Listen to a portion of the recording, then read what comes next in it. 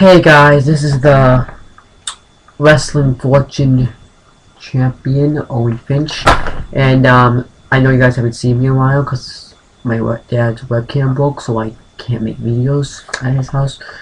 So I'm going to be making a Raw review from last night. So this Raw was actually pretty good. I actually enjoyed this Raw. It was way better than probably last week's. Way better. So, we've cut off the show with John Laurinaitis coming out, and he said he will not apologize to John Cena. He feels like he was made fun of, and that he should not have been made fun of, and then he got pushed to the point where he had to hit Cena with the chair. But he said it's going to be worse than over the limit. Then CM Punk, and then Laurinaitis, like, if there's anyone that wants to make fun of my voice, please come on out. And then CM Punk comes out and he pretty much just trashes him, pretty much calls him every name in the book. And then Laurinaitis is like, you know what, you're gonna have a match with Lord Tensai, and then he just leaves. And then he's backstage and Big Show ends up mocking him and Eve gets mad. So, and then we kick off the first match of the night. It was Cody Rhodes defending the IC Championship against the Big Show. Now this match was not a very good match because Cody Rhodes ran away like a baby. I'm sick and tired of seeing, like, it's understandable sometimes, but this was not an understandable one. Now the feud's gonna continue. I think this feud should just die. But overall the match, not good. But then Big Show, this Raw is pretty much pro John Laurinaitis.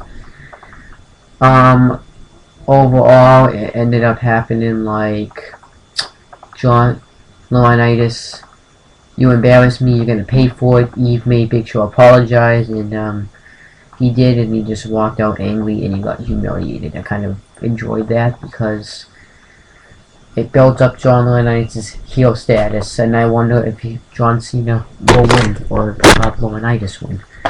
Next match.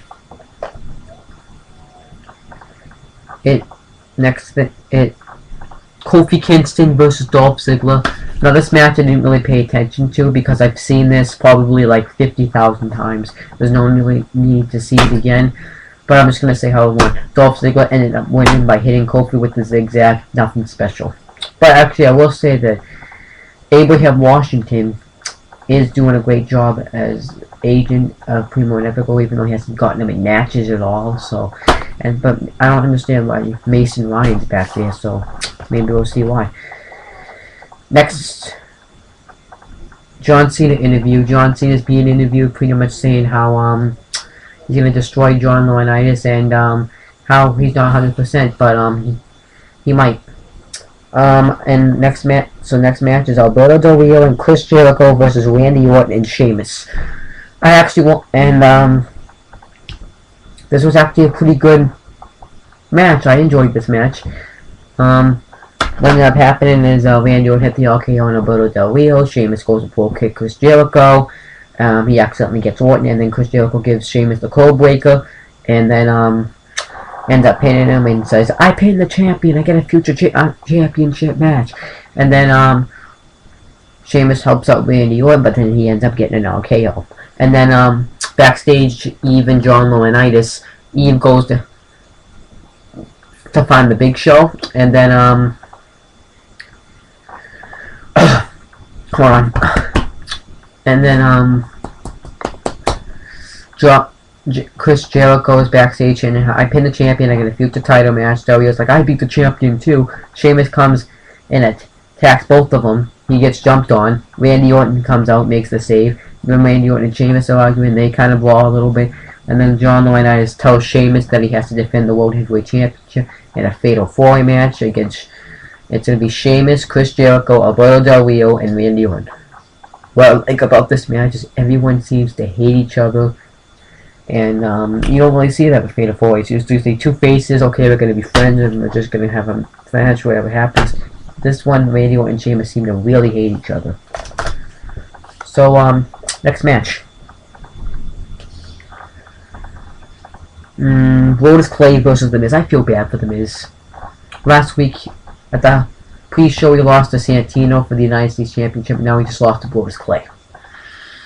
I feel bad for you. Miz is going nowhere.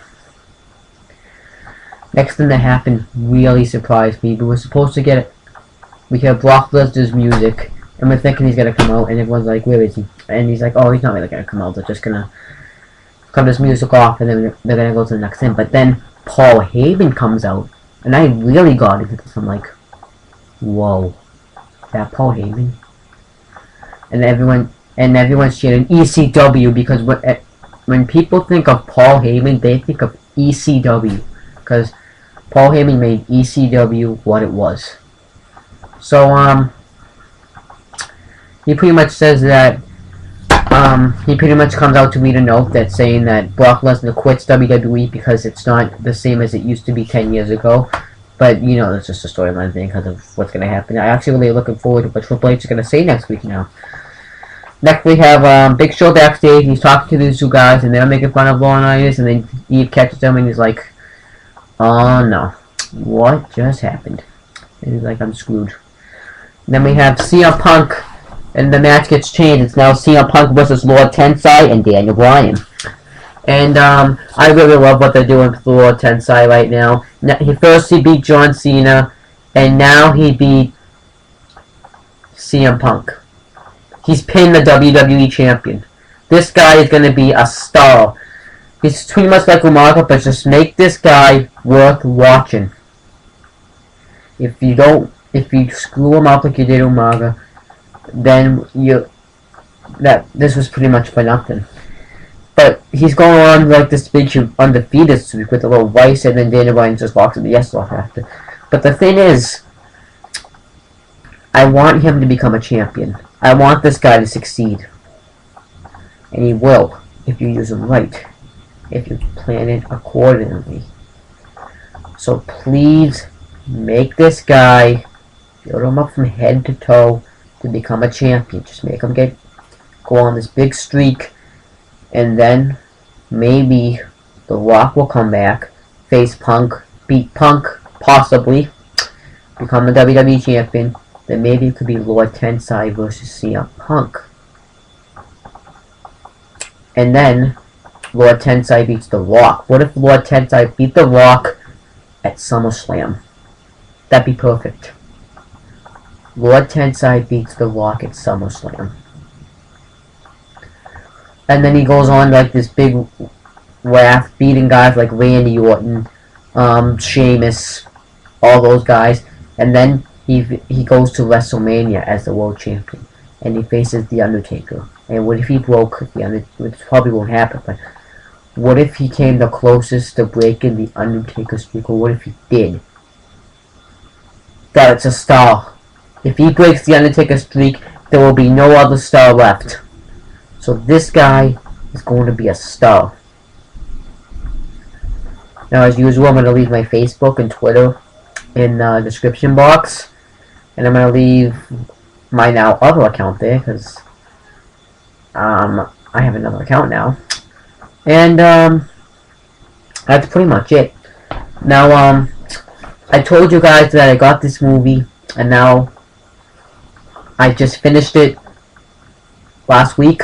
And I was going to review it, but, you know, webcam broke. So, I just finished the Stone Cold movie. So, I'm going to be reviewing that sometime this week. And, now I'm on to this movie. After I review the Stone Cold movie, I'm going to watch this movie and review this movie.